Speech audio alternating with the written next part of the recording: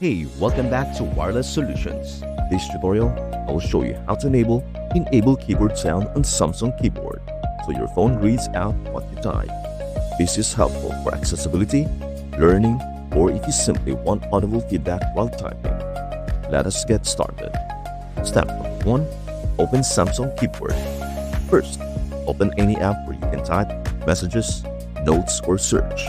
Once the Samsung keyboard appears, tap the settings gear icon on the keyboard. If you don't see it, tap the three dots or the keyboard toolbar, then choose settings. Step 2. Go to keyboard feedback settings. Inside Samsung keyboard settings, scroll down and tap swipe, touch, and feedback or typing feedback, depending on your Samsung version.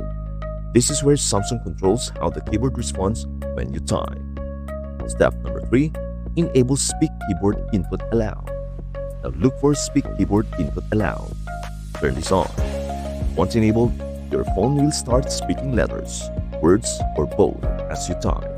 You may also see options to customize when the voice speaks, like letters only or words only. Important check: sound settings.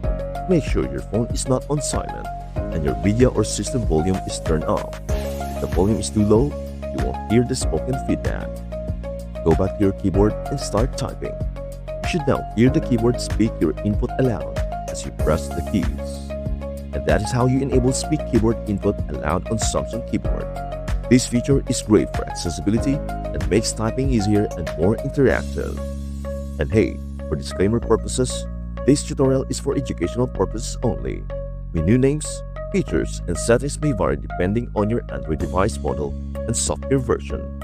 Wireless Solutions is not affiliated with Samsung or any Android device. Please adjust settings at your own discretion. If this video helped you out, please don't forget to like, comment, and subscribe to Wireless Solutions for more Samsung and Android tips. Thank you so much for watching, and we hope to see you in the next video. Bye for now.